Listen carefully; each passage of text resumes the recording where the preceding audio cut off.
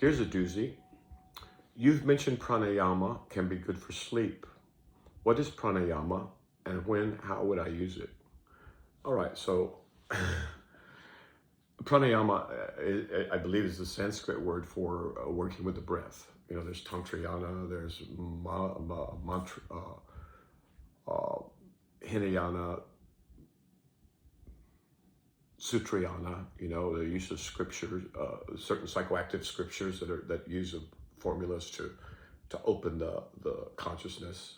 And by the way, you should, if you're interested in that, there's some texts that have been translated in the 20th century that are designed to be psychoactive and to open this thing wide up. And frankly, you need it these days just to even contemplate physics, but that's another subject. So pranayama, this is breath work. I'm not an expert in breath work, but every tradition, every mystical tradition, I should say, of every religion that I've ever heard of includes it, right? So the obvious thing, of course, is just what you've learned about following the breath, you know.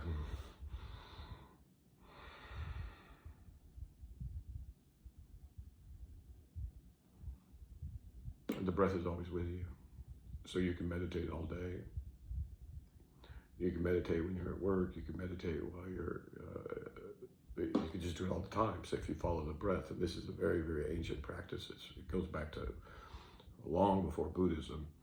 And then there are many, many specialists in this area. So you can go onto YouTube. And actually, there's some modern guys too that aren't bad, you know. And basically, if in India especially, although also in the Middle East and also in China, historically in those cultural spheres, the use of the breath for different purposes. For example, there's ways to do forced exhalations or inhalations and holding for different durations. There's literally thousands of these different things, and I recommend that you try them, right? That's the only way you're going to learn in this work, is to do it yourself, right? None of this stuff can be done by anybody else. And I'm just trying to provide information and pointers and obvious mistakes that you can learn from, right? So I mean, I had to. So what is pranayama?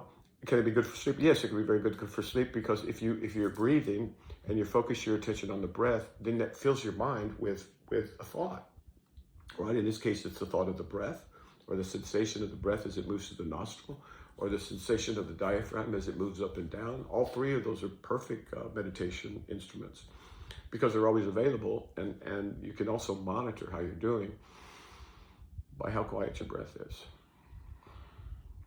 So before we get to sleep, let's talk about meditation.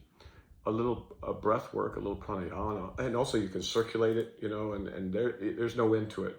And I'm not an expert, and I wouldn't recommend playing around with it too much unless you know what you're doing, or you have somebody who does, because you can get into trouble conceptually.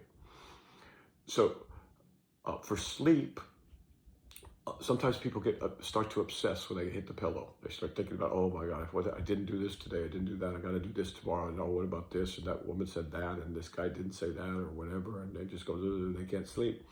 Well, if you count your breaths, say 1 to 10, slowly, just natural breath. And then if you get caught up in a thought, you just go back to the 1 and start over. So you know, oftentimes you won't get past 3. It's not a contest. You're not trying to get to 10. You're not trying to prove anything. If you get into an argument with your mind about,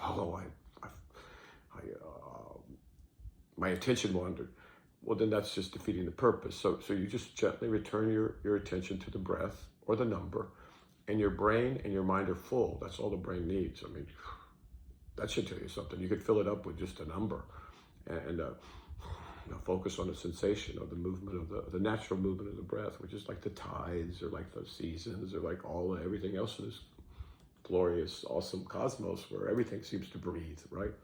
So it can be a very, very deep practice. It can be very, very complex. It's used at different levels for different purposes. I've just barely scratched the surface talking about using it for relaxation before sleep, using it in meditation to calm the mind, using it to center yourself. That's the other thing. If you're focused on the breath is always in the present. That's the key. And so the breath will bring you right to the present, which is the only real thing there is what's here, the present, right? The past is a memory, the future is a fantasy. So reality is right here, right now, as always.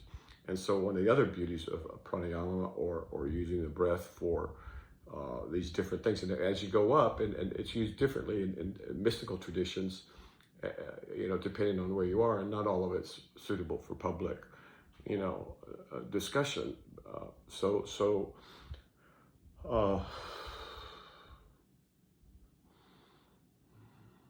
Of all the practices there are, certainly one of the very, very top ones is just the simple focusing on the breath. The simple focusing on the breath. No books, no words, no concepts, no philosophy, no ideology, no rigidity, no wandering around in the past or wandering around in the future. Just right here at the present with the breath. So I gotta recommend it, because try it. I mean, you wouldn't be the first person to think, hey, this is the best thing since sliced bread. So I recommend it. But you got to learn about it first, right? Okay. Great question.